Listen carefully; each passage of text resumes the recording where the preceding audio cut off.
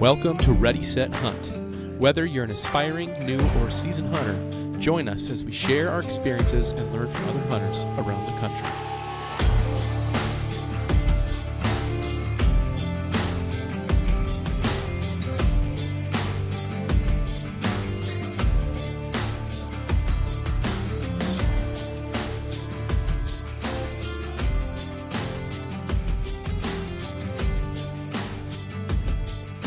So Chris, tell me, you almost got a dog this week. Or actually, how close were you even to getting a dog?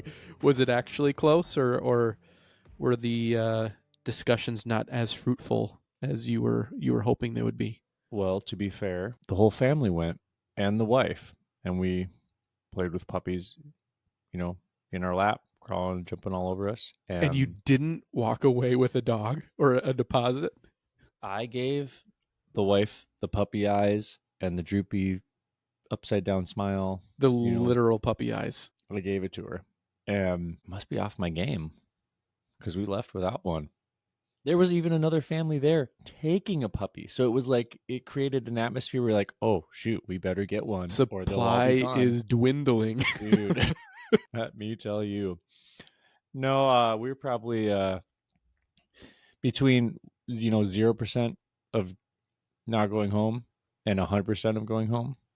We were probably at 1%. Oh wow! So it was like barely ever a conversation. Apparently, we went to see the dogs for the kids, the little puppies, because they're 8-week-old labs, blacks, brown, chocolates, and silvers.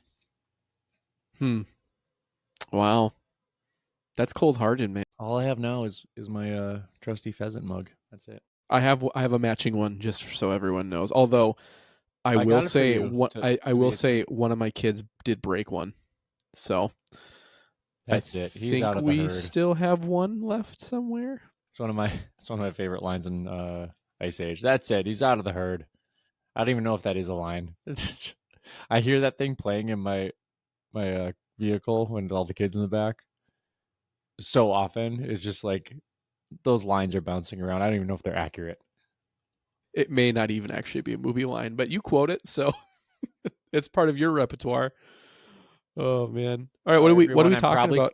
I'm probably committing a cardinal sin by eating or munching right now. This is my last chewing bite, just so everyone knows. Just don't chew into the microphone. Yeah. We'll take a section where I talk. So while you're chewing, maybe I'll talk about what the actual topic of today's episode is. Quick little note before we jump into this. So for our listeners, I know historically we have released episodes on Wednesdays. We have decided that we're going to change it to Thursdays, mainly just for scheduling conflicts for us. It was just getting a little tough for us to find a day during the first half of the week consistently that would allow us to release every Wednesday. So we're giving ourselves an extra day. So we're going to be releasing Thursdays. And yes, we did not have an episode last week. Again, we both work full time. We both are dads of 3 kids. We're husbands, and we also wear a lot of other hats as well. And so 2 backwards ones right now, actually. 2 backwards. Yeah, we're matching in that way. And we didn't know that. We didn't plan that. I jumped on here. Peter had his hat on backwards. I jumped on here with the hat on backwards. Yeah, I don't know what to say about that, but yeah, it's got to mean something. But yeah, so I mean, last week was the first time that we didn't have an episode to release. We're not going to make a habit of that. We're gonna, we'll pretty consistently have an episode every week. We don't want it to become a habit, but just wanted to say sorry for those of you who look forward to listening to us each week. We appreciate your understanding if you actually have understanding for us. But we're back. We're back this week, and we talked about dogs to start off the episode, and so we're going to talk about dogs. Or actually, are we going to talk about dogs? We're going to talk about a lack of a dog. Just like I came home with no dog. Yeah. For those of you guys out there who are wishing for man's best friend, I'm right there with you. And it's probably still a long road for me. Yeah, I mean, so neither of us have a hunting dog. Do you think when you're an empty nester? Yeah. Absolutely. I'm sorry, I totally interrupted you, but yeah, you think empty nester, that's like when your kid graduates, it's like the next day, like Hey, babe. I mean, I think so. Neither of us have hunting dogs. Something that both of us have always wanted. Um, I don't think it's a matter of waiting to get a dog until I don't have kids anymore. I think it's just right now with my kids at the age they are, and then also the plan of maybe having another kid. It's just too hectic in my life and in my house right now to even think about adding a dog because having a dog is just like having another kid, except they're even less self-reliant than kids. And so, But they're I not as mean, whiny, typically. well, hopefully if they're well trained, but yeah, They're I don't kids? Well trained. well, sure. I just don't think I have the bandwidth in my life right now to have a hunting dog. And if there's any of you out there listening right now and you have a hunting dog and you've got multiple kids and you're rolling your eyes and saying it's not that bad, maybe you're right. But I did grow up. I had a dog, not a hunting dog, but I did have a chocolate lab growing up, and she came What a from. waste of a lab. I know she came from like good hunting pedigree too, and she was just completely wasted on us. Um, but dogs are work, and but I'm so excited for the day I get to have my own dog.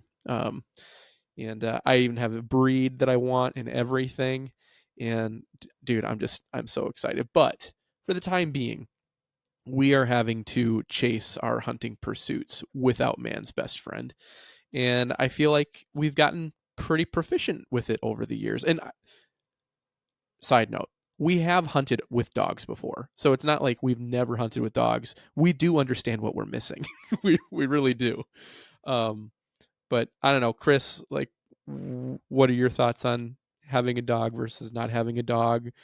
Better When do find a you buddy. think when do Better you find think a you're getting a buddy dog? who'll act like a dog and go fetch those birds that go down. That's just that's my kid's job. That's my philosophy. No, yeah. Oh, you thought the life jacket in the boat was for if the boat sank? No, go and get that duck. One thing I so I've never owned a hunting dog. I've grown up with dogs, big dogs, medium dogs.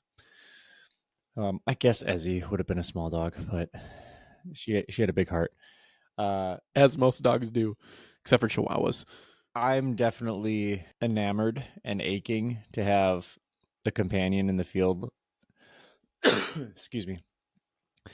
That we can send and go and retrieves the bird being down, or especially flush and pheasants, or finding them when they're going down in cattails is, I think, the biggest thing that's a pain point without having a dog. Yeah, but I can't. The only thing I'm thinking about right now is the life jackets for the dogs, because I see some of these dogs work so hard in like river currents, and I'm yelling at the TV, probably not yelling, but I'm like, why doesn't he have like a jacket on? And it's like deep December or something, and he's got icicles coming off of his nose where it's, you know what I mean? It's cold. Like, take care of the guy. Like, you invested into him. Don't run him dead. Like, Yeah, but the thing is, Chris, even like when what we see as misery, like that dog is working so hard, no, cold. I know. I'm He not. is just that dog is having the time of its life. It's not even Don't thinking take it about as that stuff. any, like, I don't think it comes from any place of judgment. It comes from a place of like care, to be like, take care of the bud, take care of him. He's doing all the work. So, no, we started out, was our first hunt ever duck hunting. It was duck hunting together. And those experiences, those early experiences of duck hunting, were always over pretty shallow. There were some deeper parts that would get into like probably honestly no more than chest high. Um, Chest high on you, it'd be to my shoulders yeah, you'd be probably. underwater, but we, yeah, like a lot of small sloughs and ponds. We didn't really do any big water, and we're talking like, oh, what's a good size? Probably no more than 30 yards across by maybe 50 yards wide. Like, these are the types of bodies of water on the fields that we would hit or Yeah, sit pretty on. typical slough for like a prairie pothole region, Yep. And we did body of good. water. We were real successful. I think, if I remember, early on, we had a couple, maybe I think our one. very first year we got quite a few ducks down. Yeah, Yeah.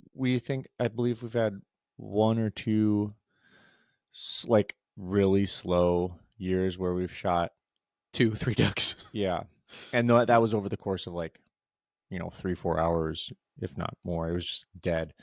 But that also led us to doing dove hunting, which is a blessing, and never knew what we had there.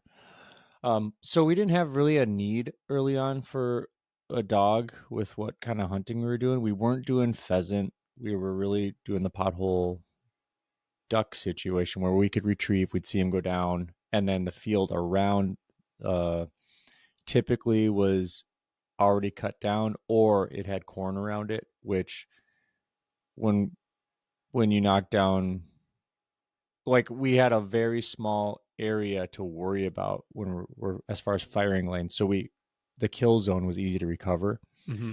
Sometimes you'd have a bird go behind us, 5-6 rows in of corn, and you have to go hunt for it a little bit. But it's easy to I mean, find back there. I'd much rather look for a duck in the corn than in the cattails. That's Oh for yeah, sure. oh yeah. Yeah. Once we got into pheasant hunting, I think it the challenge just our tactics had to change so immensely because you couldn't shoot over cattails, like you missed it. Like, but we've still gone out and pressed cattails in certain ways and recovered pheasants doing that. So I don't know. What are your general thoughts on how we started out?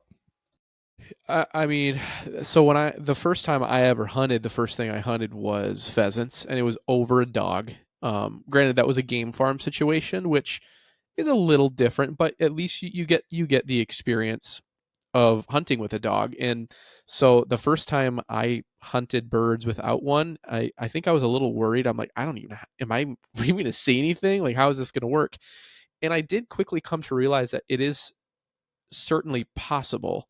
Um, Now, I would say in some ways having a dog is a luxury. Some people might look at it that way.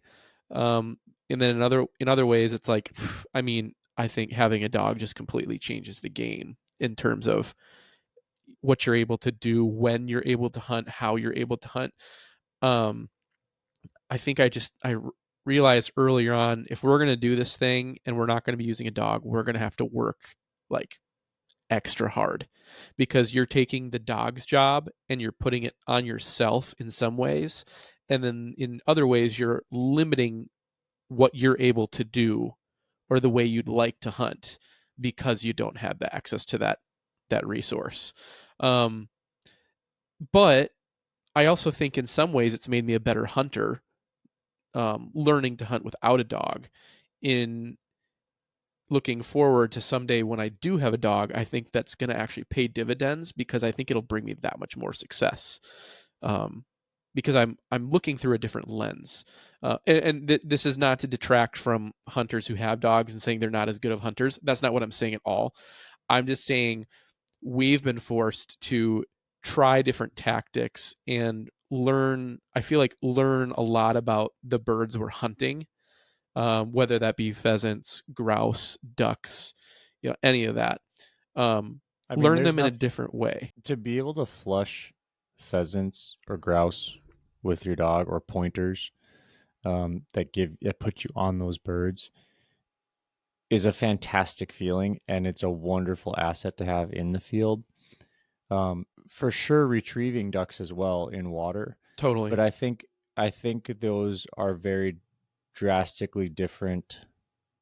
Like, I don't feel like in duck hunting you as need a dog as much Sure. Yeah. for like, because you can, especially on small pocket ponds or little waterways where open fields around you. When you hit ducks, you know where they go down. You're not Hmm. losing, ducks. Pheasants, on the other hand, when you're in fields like that and they flush, or you could not flush them, you could walk right over them. There are birds that hold, you know. So especially when they get out 40 yards in front of you and you put a nice pattern on it and it goes down, but it goes down into just a bunch more cattails. Uh, that has made us go, well, should I be shooting here? Like, do I really Yeah. have the range? And then where's the kills? Like, where's it going to land? Hmm. Because I know we're not going to find some usually in cattails unless it's dead, dead. Yeah. And I mean, historically, when we've been pheasant hunting, specifically pheasant hunting and cattails, it tends to be late season as well. And so you're contending not only with the cattails themselves, but you're also contending a lot of the time with snowdrifts and cattails that have actually been bent over. And so they almost make like this woven layer of cattails and Bunch of snow. forts underneath. They can run around on highways underneath. Yeah, I mean, sometimes you can even go into some of these areas and you can like take your arm and go under some laid over cattails and lift them up, and it looks like there's a mini highway underneath these cattails, and you'll see pheasant tracks going underneath. Like it's crazy. They're very very agile in this. What takes us like would take us hours to walk through. They can speed through it in a matter of minutes. Do you remember? And You remember when we were sitting in the woods, we were bow hunting, and that pheasant, that rooster as fat as a basketball, came walking through, and yeah, then he met up with another dude, and then they like fought and then shredded their stuff. And they're just that would do. hanging. That wasn't bow hunting. That wasn't bow hunting. Or was it? We were gun hunting. Really? It was We November? were it was deer season. We were slug hunting. Oh, it was because Yeah, and I pulled out my phone and texted you, and you're I'm like, should like, I take a shot? dude, I got a slug. The pheasant's over here. This guy's been eluding us all season. I could end him right now. We'd have a nice meal. Obviously, we're not. We don't do that. But it's so We funny, had pheasant stamps. I don't know the man. legality of that. There are plenty of awesome memes out there that get me going, especially in that vein of like, I got my truck, drive through the woods, knock everything down. Like, just by any means necessary. After you've been skunked or you've had a hard season, the jokes just get better, I feel like. Yep. And the thoughts start to creep into your head, you know. Yeah. It's the one with like, have you seen the memes where uh it's the last day of the season and the all the deer have eluded you, and it's like a little spike, and he's walking out and it looks good, and you want to, it's like, this one's a mounter. Like, I'm gonna put him on my wall. Been there. I've been there for sure. Oh man. Yeah, but back to hunting without dogs. Um why don't we kind of jump into talking about really how we have had to learn to hunt differently. Let's move away from duck hunting for right now. Actually, no, let's start with duck hunting because I feel like it's the most simple, straightforward. Um, what have we had to do differently because we don't hunt with dogs? And also, what have we done to adapt to the fact that we don't have dogs? Because I mean, we just talked about how we started small bodies of water, sloughs, ponds, prairie pothole region, depths of water no deeper than chest high, because obviously you don't want to go over your waders, so that would limit what we're able to do. So what have we done as a reaction to that? Because if we had a dog, you could hunt larger, deeper bodies of water because that dog's going to be able to go get those ducks if you shoot them down. But we Yeah. were previously unwilling to do those bodies of water just because we couldn't Well, without having to get real crazy like with a fishing pole. yeah, we Let's started try and out reel them in. where we were, I mean, essentially with my uncle. He had the decoys. We had Mm-hmm. shotguns. We had a decent set of camo tops and bottoms, and that was, the exposure. And we were really gung ho, right? It's like, yes, we're getting into hunting. This is gonna be awesome. You got a shotgun. You got your loads. We built blinds. I think the main thing is the retrieval time, and then tracking all the birds that you do put down, Mm-hmm. because on smaller bodies of water, as long as the ducks were neutralized, we'll just say that, and not still uh, swimming away or just peppered a little bit to where they're wounded, like those types of situations, the dog will go hunt for those that are wounded, and will find them in the cattails or on the water's edge, right? So you can just send the dog out, it hunts for it, it finds it under a bunch of brush, it's still alive, but it can't elude you, because like if you're just by yourself or with a buddy and you don't have a dog, you either have two choices. You can go get it right away, which at times, if it gets in a hairy area where it's a little bit more brushy and you're like, ugh, are we gonna be able to find that? Yeah, I'm gonna keep my eye right where it went down, and you like beeline to go recover that game. Mm-hmm. On the other hand, we've dropped plenty of ducks out in front of us, and You we'll just let let them float. them float. And that's great. So I think just from a recovery standpoint, that's really what we're talking about, because dogs are their primary or maybe only function is recovery. Um, when you get to the open water, now we have boats, and we put into deeper water. That's how we've adapted. We've Yeah. adapted that way from uh, if there's wind and it's pushing the game, across the water and out of the vicinity, or if there's cattails, it's going to float into cattails that are a little bit more loose and it could get lost in there.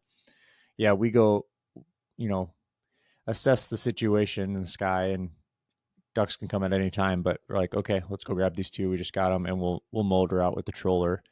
Super quick pickup, come right back around, and we essentially wedge dock our boats in cattails, at least where we hunt Mm-hmm. currently. So it's a quick Yeah. in, quick out, uh, right back to our spot, and we're acting in that way as a recovery. I don't think we can let them float in the deeper water like or not recover them as quickly like in the smaller bodies. Do you agree with all that?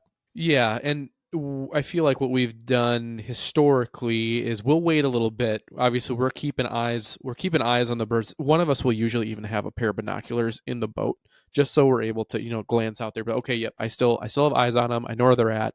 Um, and then we'll wait for a lull where it's like we haven't seen anything flying for like 5 minutes. It's like, okay, let's just pull anchor. Let's motor out there, pick up our ducks, and just quickly get into our spot. And that's worked pretty well. I mean, inevitably, it's how it always happens duck hunting. It's like as soon as you stand up to stretch or start moving, that's when ducks come in, like without fail. And we've had that happen when we motor out to. We'll have sat for 15 minutes and not seen any ducks flying, and we're like, okay, well, it's been really slow. Let's get up with those birds. And then as soon as we are literally picking up those birds and retrieving them, we usually have another boat of guys with us as well. And that's when the birds will fly back into that decoy spread. So Yeah, it just works not that having way. a dog too also saves us on the dollars, Mm-hmm. because obviously we're not investing in kennels and food, and there's a whole plethora, all that Immunizations, stuff. all So that like stuff, vet deworming, all that fun bills. stuff. You should be deworming yourself too, by the way, because our food is sketchy at best. I heard. Um, I heard. This is a complete side note and a rabbit hole, but I heard. I can't remember what the statistic was exactly, but it was like 90% of Americans have a parasite. Look into cancer and parasites, and you will start to have your mind blown. Yeah. And it's like massive amounts of studies, and there's yeah, that's all I'll say. You should go do your own research on that. Anyway, back to ducks But we deworm our and dogs, dogs. obviously, and Hmm. yeah, I always envision being out in, like, because my dream duck hunt is that like ankle high, knee high, back timber type hunt, and buying the little stand that the dog can get up in, Hmm. and Little it's platform. just the platform above the water. Hmm. And then always the vest. I want to be able to just like grab my hand in the back of the vest and help them up, or the boat. We also, when we're, we don't take into account a dog getting in and out of the boat, because we don't have one. So we haven't set up. We're not set up that way. We're not set up when we're going out to like. It's not as invasive or complicated when you're doing blinds, but you do want a dog in and out. Little doggy door, kind of Yeah. in your blind setup. So there's all Yeah. that. We don't have to worry about a dog. I don't know if they bark. Hunting dogs, they sit there, but some are more antsy than others. That's not bothering us. They just have so much pent up energy, man. They're just ready to But get man, after it. do you remember that duck that we wounded, or we shot out of the sky? It spiraled down in behind us and didn't die. It got up, and we were chasing it through all the sumac. Hmm.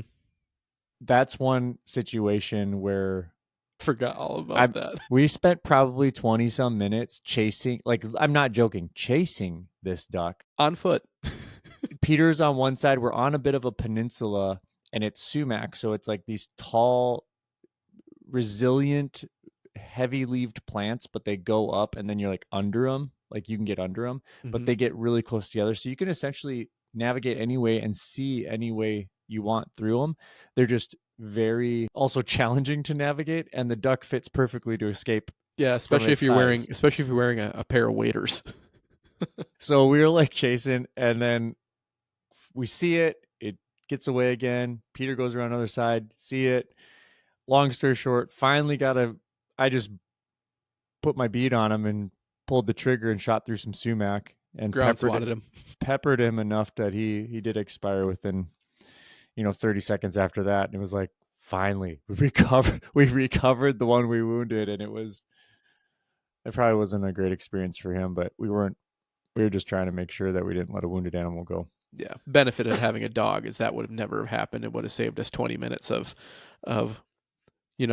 hoofing around trying to find this Dog one would have duck. went in, been right on it, grabbed it, brought it to us. Do you remember And what kind of duck it was? Was that a wood duck or was that a no, mallard? it was a mallard. Okay. It was a nice sized mallard. Yeah. Which is probably why we worked so hard to to retrieve that one. We always try and retrieve every duck we shoot, but you know, Yeah, but I think just from getting into your setups, getting out, you're not, if you're putting your boat in off a road, or whatever your setup is, you're not worried about somebody hitting your dog. You're not worried about the dog running off after something. Um, sending your dog to training in school. There's that option out there. Otherwise, self training is a lot of time. a lot of time, but very, very gratifying. And then also, you're going to know your dog way better, like personally, than if you had someone else do it. And again, nothing wrong with that. A lot of people do it and have excellent results. And then if it's a good dog trainer, they're going to tell you everything. They're going to teach you everything they trained your dog to do. So you're going to know how to handle your own dog. But I feel like if you train it yourself, you just create a closer bond with that dog. But this is me as someone who's never actually trained a dog, so I really have no business speaking to it. But I have read some dog training books specifically for hunting dog training. Makes you an But expert. clearly, yeah, yeah, I'm an expert. I'll just chat GPT it and There you go. be an expert, right? Yep. So what are some other considerations? We're talking specifically duck hunting. What are the biggest considerations of things that you have to do different as a duck hunter if you're not going to hunt with a dog? To me the clear answer is shot selection. Oh yeah, I mean, every time, or when we're set up, we know where our kill zone is, and we usually, before we even start up, it's like, okay, we're not going to shoot over our head and behind us because it's just all cattails, right? There's no way we're recovering those. So if you don't knock it down up in front, don't get all trigger happy trying to knock them down going over your head, because it's a waste of everything. Yeah. I feel like more basically if that duck is angling toward flying over cattails and they're either decently high or traveling at a pretty fast speed in general, if that duck is going to shoot right over the top of your head, we just say don't shoot at it, even if it's still somewhat out in front of you, because sometimes you'll shoot a duck and it doesn't just like drop out of the air instantly.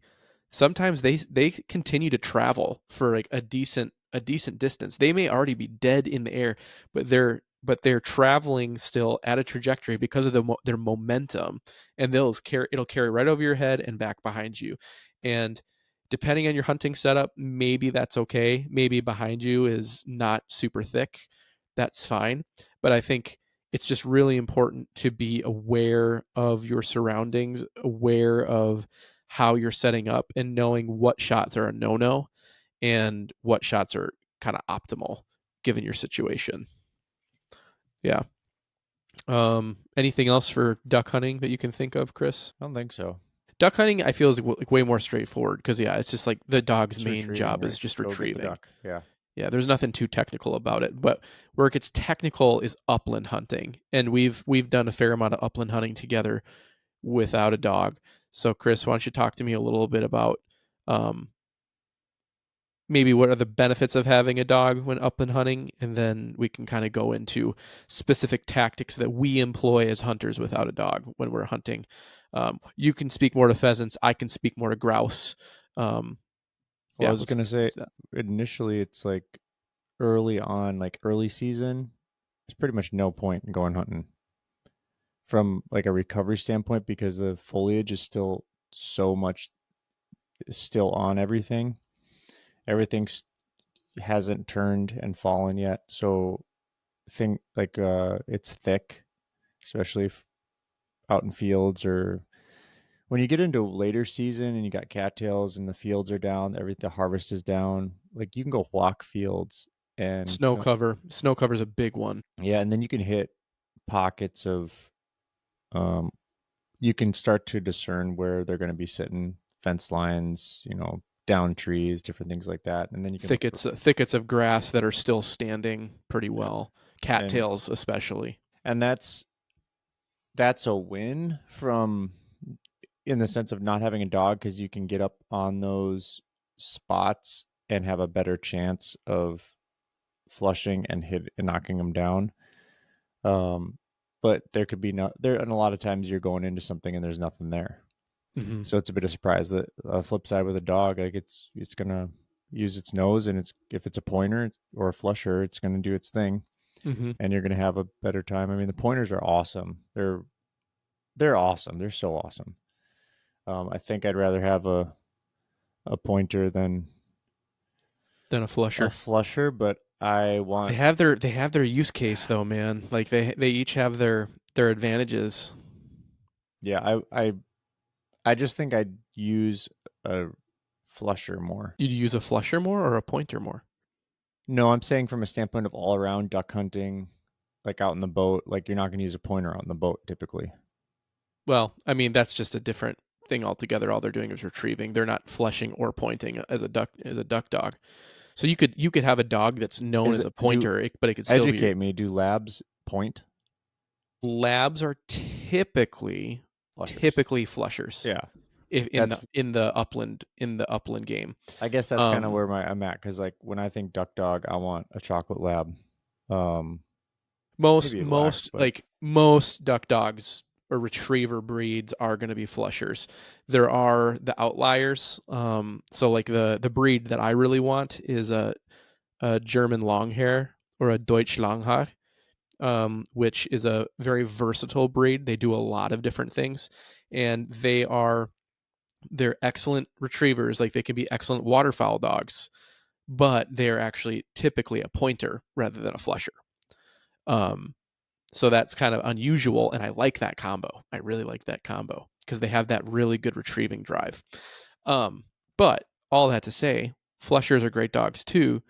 But yeah, it's just a different kind of hunting. I mean, you're still hunting upland, but I feel like with a pointer, you get better heads up, obviously. Um, and you don't have, I mean, you still have to pay attention, obviously, because sometimes dogs miss things. But with a pointer, they kind of give you a heads up saying, oh, there's a bird here, get ready. Whereas a flusher, they are just moving back and forth, and they will flush the bird. And basically, their whole job is just to cover ground. And without those tools, you essentially have to do the job of the dog. So yeah, we've really kind of learned, especially with pheasant hunting, we've learned really to identify high probability spots in a field because you can get to this giant field.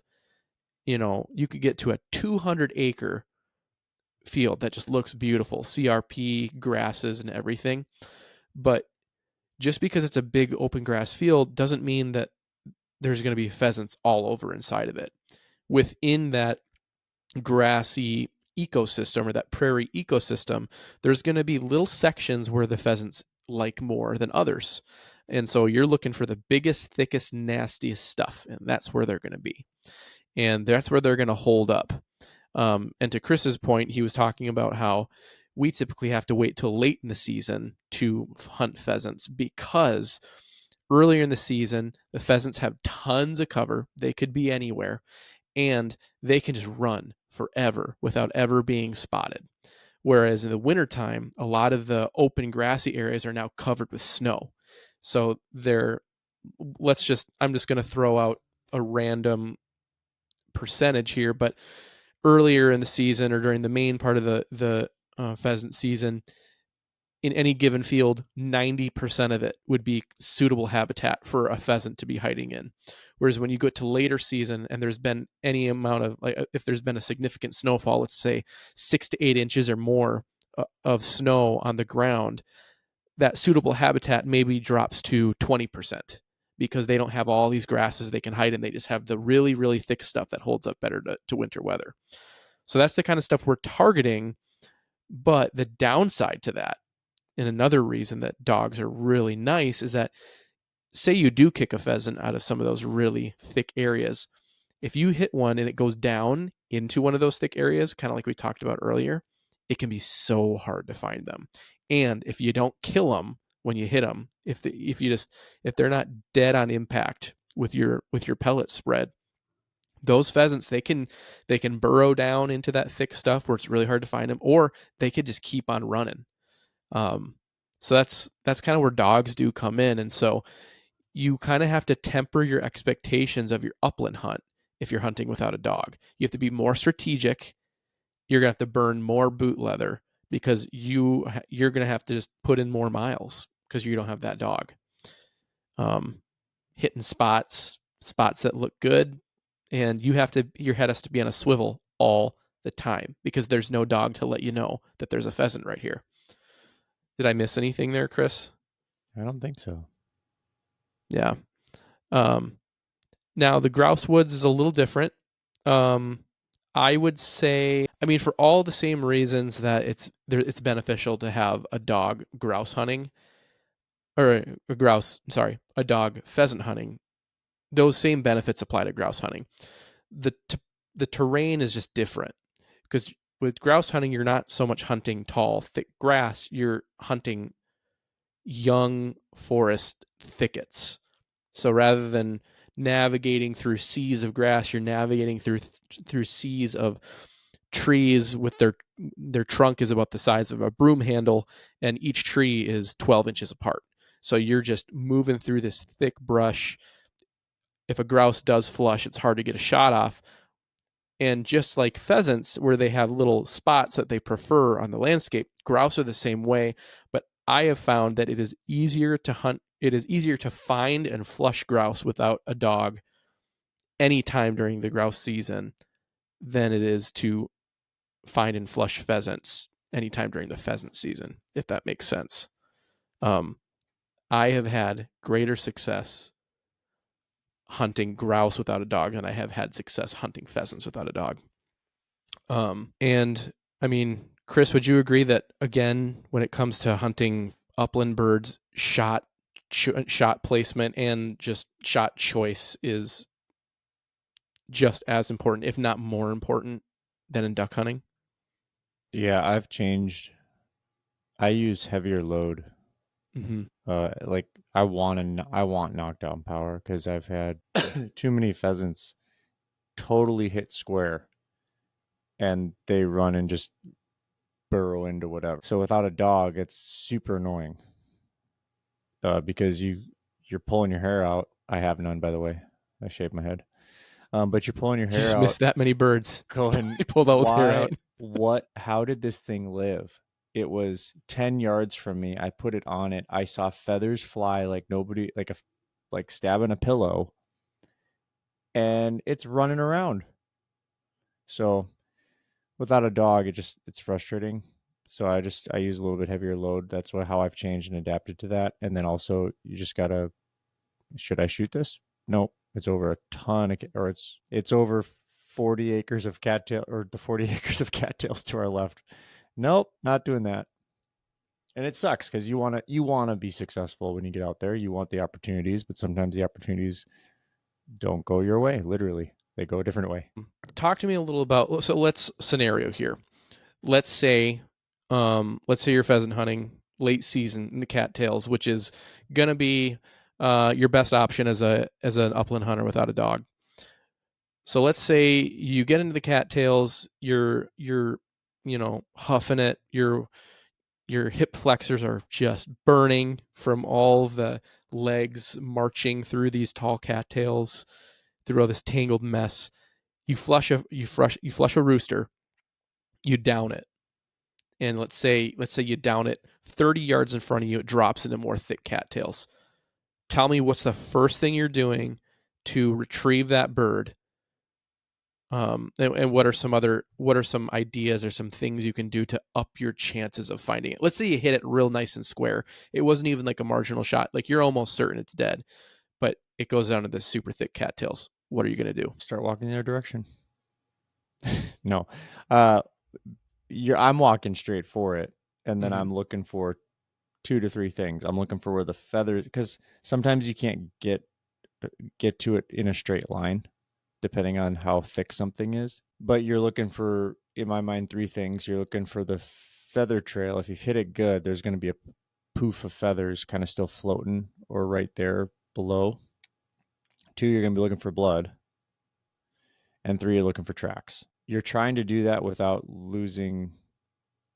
You're trying to be aware enough with your peripheral and have your eye having marked where that animal went down or that bird went down. So 30 yards can go quick if it's not crazy thick, but it can also take you, and it's not a joke, it can take you 10 minutes to go 30 yards. Like you're trying to get through and you can't. And you're like, but you know the bird's dead. Hopefully it died on impact and folded over and is just setting somewhere on cattails, like it got caught and wedged or something visible enough so you can see the feathers against snow or something like that. But if it has 5 to 10 extra seconds of life where it is hitting the ground and then not feeling, it's like, oh, danger, danger, danger, it's going into survival mode. Like it's survival for them. So unless they've expired, you're not going to find them because they could go 20 yards and they then die and then it's useless still. So One trick that I've seen people do, so obviously trying to find the location of where the bird was shot or hit is really important, because that's going to give you an idea of the general maybe radius that you need to be searching. We could talk about grid searching here in a second, but something I've seen people do and I've done in the past is when you hit a bird in a really thick area, and I'm probably going to have to search I for know this where you're bird. going with this. If you are hunting pheasants legally, you are wearing blaze orange clothing.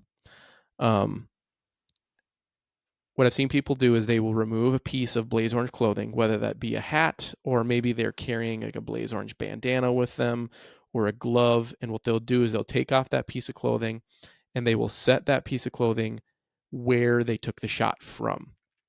Because it's happened in the past, Chris, where we have an extra hard time finding a bird. And so you almost want to like retrace your steps. Okay, I want to go back to where I was standing when I shot that bird.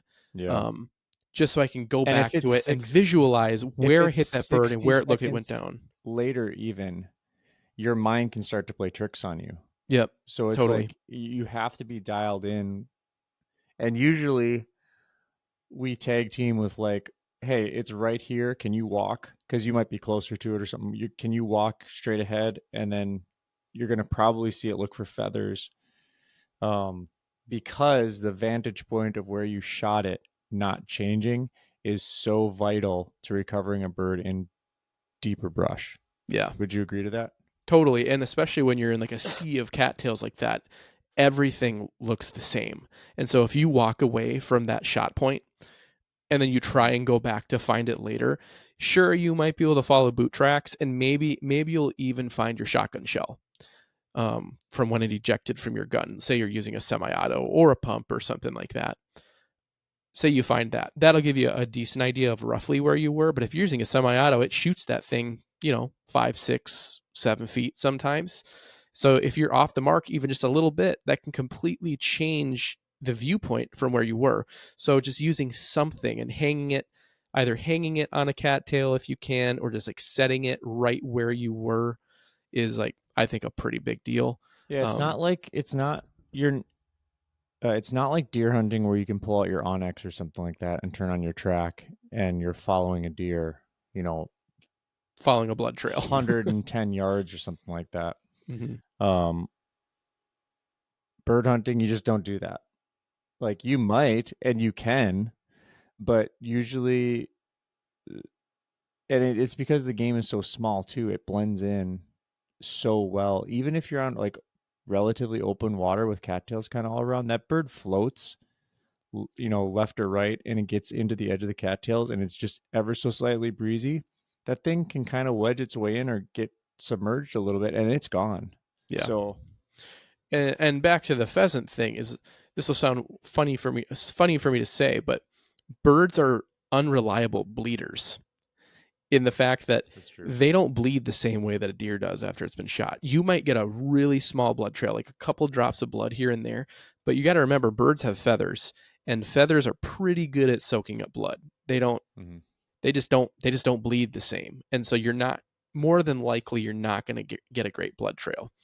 Um so you have to use other tactics. And so I mentioned grid searching. Chris, you want to explain what that is for people who That's don't know? Yeah, that's where I thought you were going to go initially, but um, once you get up to your spot where you think the animal went down, like the bird went down, you start to zigzag a little bit. Like you don't want to just like keep going straight because you likely could just go right by it. And that's because they're probably not coming down and just going straight either. Oftentimes birds will go left or right, or they're going to go for the least path or the path of least resistance like any other animal. But when I get almost like on top of it, maybe 5 yards away, then my eyes start going left, right, left, right. I'm looking around, I'm looking for sign. And then Mm-hmm. you can go, okay, well, I've kind of looked all right here. I'm going to look, I'm going to look another section, another 10 feet just to my left. And you're not really leaving that area. Then you're coming back to that middle part again, maybe going up in front, another 10 yards, 5 yards. And you're just keeping it small so you can like really assess the area. Because typically when you shoot a bird of that size, even a duck, you can oftentimes, for sure on late season, see the impact, like where it's coming down and hits the ground. Because if it's, or if it's like 10 feet, 15 feet up in the air, there's some weight coming down there. So it's going to disturb foliage. It's going to disturb setting uh, snow that hasn't been touched. And that's what you kind of follow because that's how you kind of work the grid. Somebody or like we'll work together and I'll be like, okay, I'm going to stand right here. I'm going to look up. You walk next to me 5 yards, 10 yards to my left. And we tag team that way too. But you usually lose them when they burrow under something and it just takes time to dig them out because you don't have the nose of the dog. Yep. So again, I mean, if you're wanting to, if pheasant hunting is going to be your thing, I mean, eventually you're probably just you don't need to get a dog, but eventually getting a dog is kind of a no brainer. Like the most serious pheasant hunters, you will meet very, very, very few who don't have a dog, and there's a reason for that. It's kind of part of the upland hunting culture. Really, the dogs are almost as important to upland hunting as upland hunting itself. They go hand in hand. Um, but that hasn't precluded us from participating. But we've definitely just learned what our limitations are as upland hunters from not having one. Um, Quick note on grouse. Similar tactics to pheasant. Again, it's just a little different because you're hunting in trees more. Um, Grouse tend to flush a little closer than pheasants will. Kind of depends on what time of the season. The later in the season it gets, the further away they'll flush. Just because they get a little more antsy. They've been hunted. There's less cover for them. It's more open because stuff's covered with snow a lot of the time. Um, but I would say that grouse blend in as good, if not better, than pheasants do. Like if you shoot a grouse and it goes down into, if there's no snow on the ground especially, and all the leaves are down, Well, they and don't a got the grouse, bright red on them like the pheasants do. no, no, they're brown, brown and black and tan. So We've flushed some large groups of grouse, like in Wyoming and those Montana. are so those are sharp-tailed grouse. So I'm talking specifically about ruffed grouse. Sharp-tailed grouse is different because they're more like a prairie species, so they're more similar to pheasant hunting. I'm talking specifically about ruffed grouse in like the North Woods. we've flushed rough grouse out west too when we've been in mountain areas. Um, so I should talk about tactics that I use as a grouse hunter without a dog. Um, Biggest thing is you hit logging roads and like ATV trails in the mornings and the evenings, because those grouse, they come out of the thick woods and the thick aspen groves and stuff. They come out to feed and get gravel on those ATV trails and logging roads where there's fresh clover and um, you know clover and strawberry, wild strawberry bushes and that kind of stuff. um, they'll come out into the open and literally be on the road. That is one way to do it, and I've had a lot of success doing that. Really, you're hunting for the last hour and a half of daylight doing that in the evenings, and the first hour of daylight during the daytime. And that's not to say you can't get into the trees during the day and find grouse. You certainly can. You're just going to be working really hard because you're busting brush and you don't have the dog to kind of do some of that for you. Um, so those are the main tactics I employ as a grouse hunter without a dog. But I have found areas that I've been to multiple times, and I learned the area really well. And I will kind of learn where the grouse tend to hang out. Onyx can be really really beneficial for this. Onyx or whatever digital mapping app you might have. So what I do in these public land areas is every time I flush a grouse, when I go grouse hunting, I mark that spot, knowing that the chances are the next time I come back to this spot, the next year or whatever, it doesn't mean that there's going to be a grouse exactly in that spot. But when I mark that spot, it tells me this general area or this area holds grouse. And I can expect that there's going to be grouse nearby to here. So keep your head on a swivel. And I will say there have been times where I will walk up to I'll be back at a spot that I've hunted before, and I'm walking the trails and I'm looking at my phone. I'm like, okay, there's a marker from last year around the same time, 50 yards ahead of me. I'm gonna keep my head on a swivel.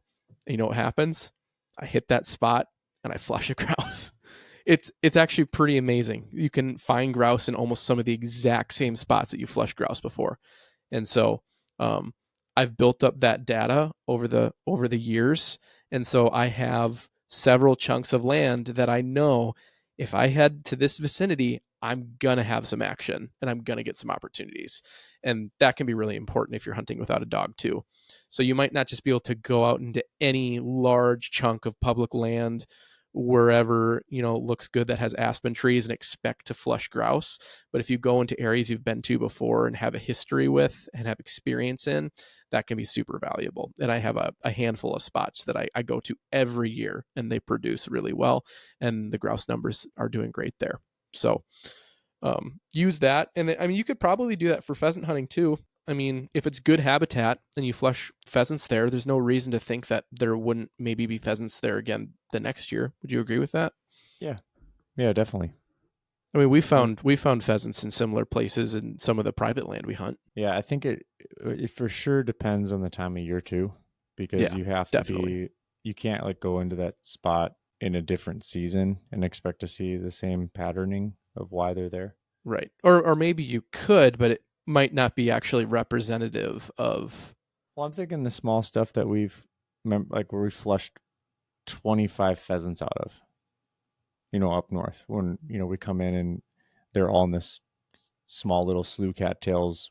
It's late November or December. I don't even know when it is, but it's there. It's just held birds and they're coming out. Boom, boom, boom, boom, boom. Like it's Well, just, I remember what you're talking about. dude, Yeah. those are some of the most exciting moments, and you got to be ready because especially without a dog, you're walking up in and you might be because you don't have a dog to get in there, you're on the tree line, so you can't shoot like on the opposite side of the tree line. You've now limited yourself 50% of the shooting window, right? Mm-hmm. With the dog, you can stand off it and you can see on both sides of of a tree line. Dog gets in there, pheasant comes out, and you're within a 25-yard, 30-yard shot. Mm-hmm. So, I mean, I think we can kind of agree and come to consensus on this is that hunting without a dog, while it's very doable, you don't have to disqualify yourself from hunting birds without a dog, but it does limit you a lot in terms of what you're able to do or what you would be able to do if you had a dog. I would agree to that. I mean, for sure, from a recovery standpoint and from an energy standpoint, you're just going to exert a ton more energy. Yep, definitely. You're gonna have to work really hard. I think honestly, some of the hardest hunts that I've done have been late season pheasant hunts in, you know, 2 feet of snow and cattails. Well, you know that like my hip flexor or something was torn that one year, and I could barely walk. Mm-hmm. Something.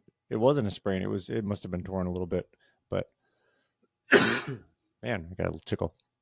Yeah, it's just you also when you pull up to an area to like we're gonna go hunt this for pheasant, you think differently. You're like, well, I don't want to walk down there through all that stuff.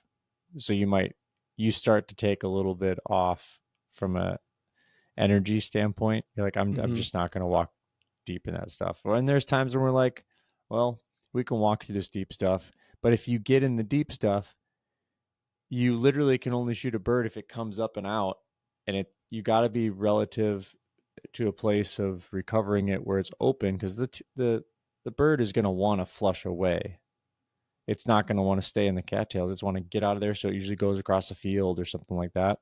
Mm-hmm. And that's where you get your shooting opportunity. But the cattails might be too high, like tall, so they might be for me over my head, and that's 6'5". Um, for you, you're not seeing anything get up half the time if you're in there. That's not even a dig. It's just like honest truth. So that's where a dog comes in. And some dogs have different drive too. It's not all like roses. Different dogs will perform differently depending on their training and depending on their drive. Like some will be like, I'm not going in here, boss. And you got to keep sending them in. And they're like, I'm not going in here, boss. And they just Mm-hmm. keep working the outside, right? So then a pheasant could just chill in there the whole time and never flush. So it just depends what kind of where you're hunting and what your asset is. So We should. I feel like we should mention. We've made it sound like having a hunting dog is kind of like the be all end all. it is. In a way, it is. But I would also say that this is assuming that your hunting dog is good at what it does, because I feel like you probably have better odds hunting without a dog and having success than you do hunting with a dog that either is very poorly trained Oh, we've been on some hunts or with a has poorly trained dog. no idea what it's doing. Because I think that a bad hunting dog is actually probably a bigger detriment to your hunt than it is a help. Would you agree with that? We've been on some hunts with a dog with a lack of training, and it's been miserable from the standpoint like for the guy who brought the dog. He's like just Right. hating his life Mm-hmm. because the dog won't listen. But it's like clanging noise, right? It's like somebody with a pot and pan not sitting still. It's like having your toddler Mm-hmm. with you. Yeah, it just feels like you're so much more focused on what the dog is doing than the actual hunt itself, because you'll have a dog that either gets out way too far ahead of you and starts flushing birds when you're not even close to in range. Like that's a problem. Or you have a dog that doesn't go out far enough. And so it's like, what's your role even? What's your role here? Yeah. what are you doing? Or they're like walking next to you or even behind you. And it's just like, if they're not in that kind of that golden zone or that golden distance away from you doing their job, whether they're a flusher or they're a pointer, it's like they're not really doing much. You're essentially walking a field with a bunch of dudes and no dog, and hopefully that dog is at least somewhat decent at retrieving, but a lot of the time that's not even a given, you know. They might have the drive for it, but they might not have the skill for it or the nose for it. Yep. So yeah. So just When because a dog is rocking and rolling and it's on its game, there's nothing more exciting, especially from a field hunting standpoint, or if you have a great bird dog that just loves retrieving and gets out there, comes back, sits, and it's like, like you could just hear him over your shoulder. Those have been some really fun experiences. Yeah. In our duck hunt in Montana that we had, that was like a world-class retriever. Yeah. That was really cool to see in action. Like, the hunting aside, there is something really cool and really special about watching a bird dog that is good at what it does, just like kick butt, Yeah. and operate exactly how it's supposed to. It's like a beautiful thing. And I think that's what excites me most about someday having a bird dog of my own, is just getting able to see something do something truly great, you Mm-hmm. know? Um, yeah. Yep. Well, I'm looking at some of our notes here, and the gear setup can be a little different too. Because if you have a dog with you, you might dress heavier. sure. You're not working quite as hard. If you know you're gonna huck out there, you might shed a layer. You might not have your heavier boots on. Granted, I think I'm at the place where I'm probably going pretty light unless I'm getting into some weather. I just like the sneaker feel more. So, Yep. I found but myself on my upland hunts with less and less gear. If you're hunting with a dog, you got to think about water too. I mean, you should be thinking about water for yourself, but if you're hunting with a dog, you're thinking about water for yourself and your little buddy. So, um, yeah. Other than that, I mean, gear setup shouldn't change too much. I mean, there are dogs. A lot of upland hunters will use the radio collars, so you might have like a little device, a little Garmin GPS device to track your dog and that kind of stuff. But I will say that from a gear standpoint, it's a lot simpler if you don't hunt with a dog, because all you're thinking about is hunting and having your head on a swivel. Whereas if you are hunting with a dog, you're having to be the owner, be the controller of that mhm. dog. So sometimes it feels like you're not able to focus on the actual hunt itself quite as much. But then again, this is coming from a guy that doesn't own a hunting dog. I've hunted with dogs, but I've never owned a hunting dog. So I could be completely wrong here. Correct me if I'm wrong in the comments, but that's just kind of what I see. It seems like the guys that I have hunted with, they're the owner. It seems like they're much less focused on the hunt and more focused on controlling their dog. So, um, anything else, Chris? I mean, I feel like we covered it pretty good, from upland standpoint and from a waterfowl standpoint. Anything else we should touch on before we wrap this up? I don't think so. One last tactic. This is the last one, and I think this is extremely valuable, for upland specifically. Really important when you are moving through cover without a dog. And this goes. You could do this with a dog too, but especially when hunting without a dog. Birds get really skittish, especially if you're in cover where birds are holding really tight, and they're kind of hiding. Birds get skittish if they hear movement and then a sudden stop and a pause, and then they don't hear any movement, because what that's telling the bird in their mind is, oh, I've been spotted. So what will happen sometimes, and I do this especially when grouse hunting, is when I'm moving through an area, I will go like 20 yards at just a consistent walking pace, and then I'll stop for 5 seconds and hold, and then start moving again.